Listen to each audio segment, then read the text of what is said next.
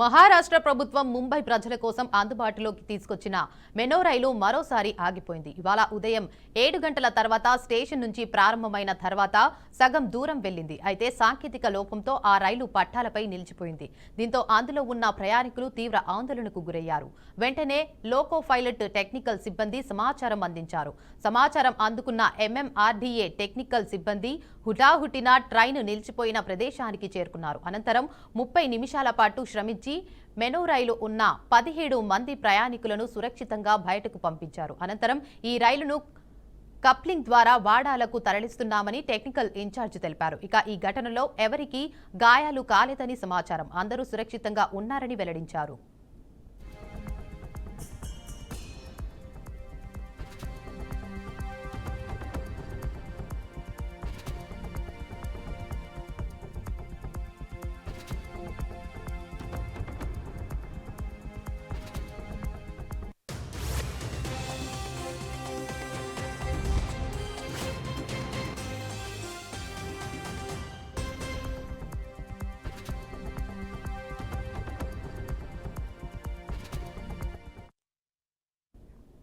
ఆ రైతు పంట పండించడం కోసం నానా తంటాలు పడ్డాడు.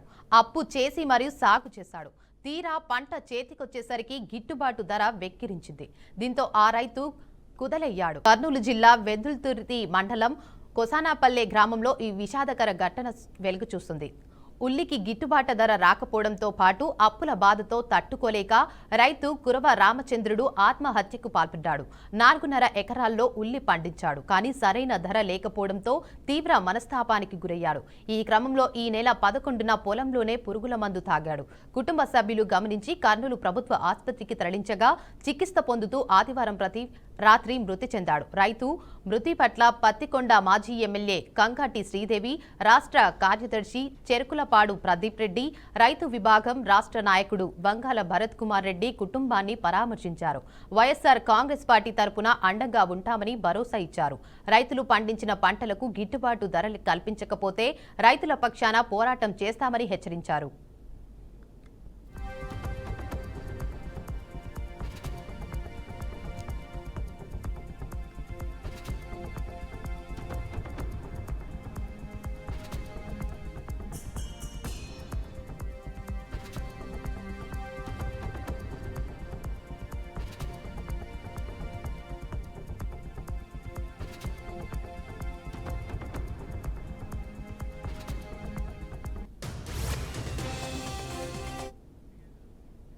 ప్రకాశం జిల్లా దర్శి పట్టణంలో పిచ్చి కుక్క స్వెర విహారం తీవ్ర కలకలం రేపింది. ఏకంగా 60 మందిని కరవడంతో పట్టణ వాసులను భయభ్రాంతులకు గురిచేసింది. కాటుకు గురైన వారిలో పిల్లలు, వృద్ధులు ఉన్నట్లు స్థానికులు తెలిపారు. బాధితుల ప్రభుత్వ ఆసుపత్రిలో, ప్రైవేటు ఆసుపత్రుల్లో చికిత్స పొందుతున్నట్లు పేర్కొన్నారు. ఒకేసారి పెద్ద సంఖ్యలో బాధితుడు ఉన్నందున ప్రభుత్వ వైద్య శాఖకు వ్యాక్సిన్లు సరఫరా చేయడంలో ఇబ్బందులు తలెత్తాయి. ఘటనపై అధికారులు తక్షణమే స్పందించి ఇటువంటి చర్యలు జరగకుండా చర్యలు తీసుకోవాలని ప్రజలు డిమాండ్ చేశారు.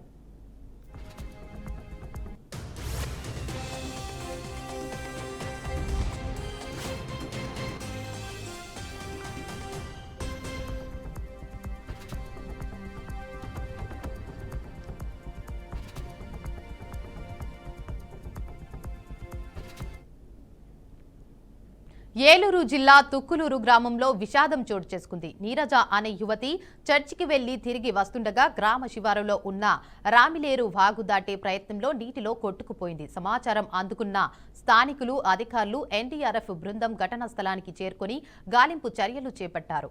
అనేక గంటల తర్వాత నీరజ మృతదేహాన్ని వెలికితీశారు. నీరజ మృతితో గ్రామంలో విషాద ఛాయలు అలుముకున్నాయి. కుటుంబ సభ్యులు, స్నేహితులు శోక సంద్రంలో మునిగిపోయారు.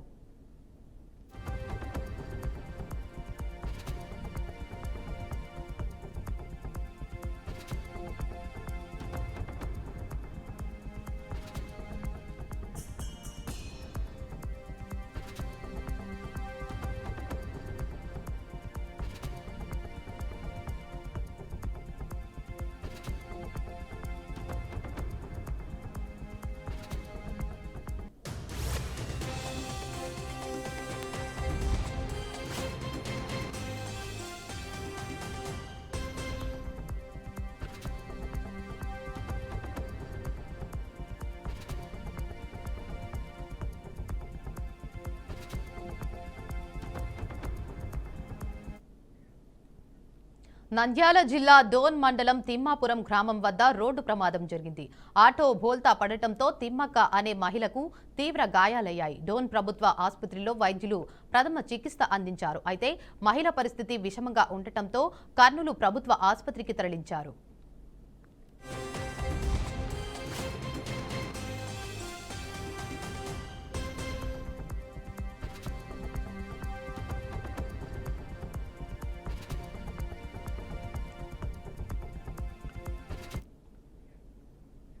నిర్మల్ జిల్లా మున్సిపల్ ఒప్పంద కార్మికులు గత 2 నెలల పెండింగ్లో ఉన్న వేతనాలను వెంటనే చెల్లించాలని కోరుతూ విధులను బహిష్కరించారు. మున్సిపల్ కార్యాలయం ఎదుట నిరసన వ్యక్తం చేస్తూ ఆర్థిక ఇబ్బందులు ఎదుర్కొంటున్నారని వాపోయారు.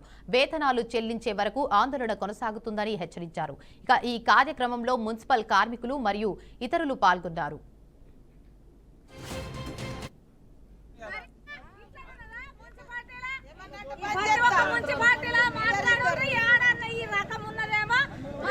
బిచ్చగల కడుపుల జోలలే గుంజుకుంటారా ఎల్లకాలం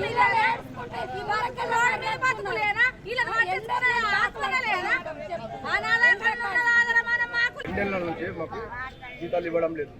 జీతాల కోసం కొరకై ఈరోజు మేము ఆఫీస్కు రావడం జరిగింది. సార్ గారు ఏమంటాడంటే ఇవాళ రేపట్లా ఒకటి వేస్తాము, అది కూడా ఇవాళ రేపు అయితే వేస్తాం చూస్తామన్న గ్యారెంటీ కూడా ఇస్తలేదు దానికి. అయితే అందరూ ఎన్ని కట్ అయితే కూడా జరిగింది. ఈఎస్ఐ పిఎఫ్ డబ్బులు ఇప్పటిదాకా 2 ఏళ్ళ మాకు 2 ఏళ్ళ నుంచి అయితే అవి వాడతలేవు. ఈఎస్ఐ కూడా అది మన ఆరోగ్యం కోసం మనం ఈఎస్ఐ కట్ అవుతుంది, అది కూడా మీరు కట్టకపోతే అది ఏం లాభం సార్ అని మేము ఆలోచించి చెప్తాము. మేము అప్పటిదాకా దసరా దాకా 2 జీతాలు అయితే 2 వేస్తాము అని అంటలేడు సారు. 5,000 అన్నా 2,000 అన్నా 1,000 అన్నా వేస్తాం, అయిన కొద్ది వేస్తాం, లేకుంటే లేదు. సార్లు వేసి వాడేదాకా మేము డ్యూటీలోకి ఎక్కామని చెప్పేసి సార్కు మన కమిషనర్ గారికి చెప్తాం. పోయి ఇప్పుడు మేము ఆలోచించుకొని చెప్తామని చెప్పినాము. పోయి అయితే అడిగొచ్చినాము. ఆయన ఇలాంటి మాటలు మాట్లాడచ్చు మాకు బాగా ఇబ్బంది పడుతున్నాము. గిట్ట అది వేస్తా 2 జీతాలు తప్పనిసరిగా నేను ఎట్లా అడ్జస్ట్ చేసి వేస్తా అంటేనే మేము వీధులలోకి వెళ్తాం, లేకుంటే. నెల్లూరు జిల్లాలో బుచ్చిరెడ్డిపాలెం నగర పంచాయతీ పరిధిలోని ముంబై జాతీయ రహదారికి ఇరువైపులా ఉన్న కాలువలపై అక్రమణను తొలగించేందుకు అధికారులు చర్యలు చేపట్టారు. ఉదయం నుంచి కమిషనర్ బాలకృష్ణ పర్యవేక్షణలో అక్రమణను తొలగించి కాలువల్లోని పూడికలను తీస్తున్నారు. ఇక ఈ క్రమంలో ధ్వంసమైన కాలువలను పునర్నిర్మిస్తామని కమిషనర్ తెలిపారు. వ్యాపారుల స్వచ్ఛందంగా సహకరించడంతో ఎటువంటి అవాంఛనీయ సంఘటనలు జరగలేదు.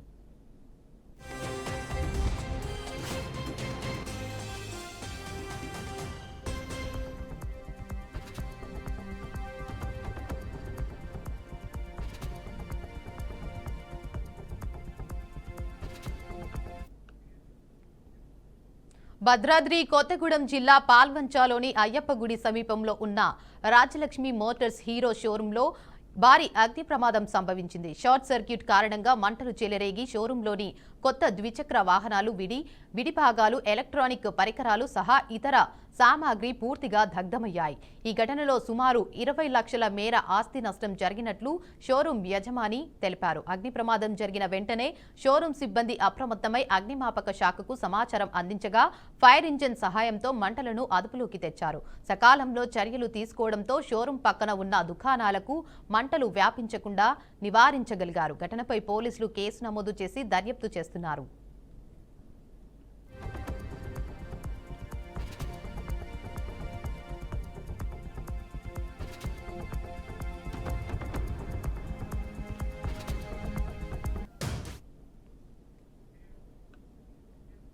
హామీల అమలులో కాంగ్రెస్ ప్రభుత్వం పూర్తిగా విఫలమైందని బీఆర్ఎస్ వర్కింగ్ ప్రెసిడెంట్ మాజీ మంత్రి కేటీఆర్ అన్నారు. ఇవాళ తెలంగాణ భవన్లో జూబ్లీహిల్స్ ఉప ఎన్నిక సందర్భంగా ఆయన వెంకలరావు నగర్ డివిజన్ స్థాయి బూత్ కమిటీ కార్యకర్తల సమావేశంలో పాల్గొన్నారు.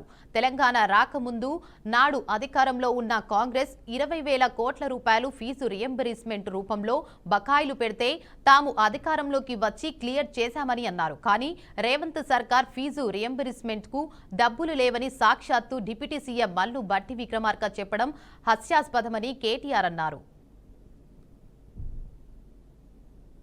మళ్ళీ కేసీఆర్ గారే రావాలన్న మాట ఇవాళ హైదరాబాద్లో కాదు, ఇవాళ రాష్ట్రంలో ఉండే ప్రతి వర్గం నుంచి ఒక్కటే మాట వినబడతా ఉన్నది. అప్పుడే మంచిగుండే, తిరిగి కేసీఆర్ గారిని తెచ్చుకోవాలనే మాట వినబడతా ఉన్నది. అందుకే నేను మిమ్మల్ని కోరేది ఒకటే, కేసీఆర్ గారు తిరిగి మళ్ళీ రాష్ట్రానికి నాయకత్వం వహించాలి అంటే ఆ జైత్రయాత్ర మీ జూబ్లీ హిల్స్ నుంచే మొదలు కావాలని చెప్పి నేను కోరుతా ఉన్నా, మీ వెంగళరావు నగర్ డివిజన్ నుంచే మొదలు కావాలని నేను కోరుతా ఉన్నా. ఉపాయం ఏడున్నదంటే మీ చేతులు ఉన్నది. జూబ్లీ హిల్స్లో మీరు గట్టిగా గుద్దుతే వీళ్ళు చక్కగా అవుతారు, లైన్లకు వస్తారు. ఇచ్చిన హామీలన్నీ నిలబెట్టుకోవాలంటే మీరు జూబ్లీ హిల్స్ లగాయించి మంచిగా పిడికిలు బిగించి కడుపులోకి వెళ్ళి గట్టి గుద్దుతే అన్ని చక్కగా వెళ్తాయి.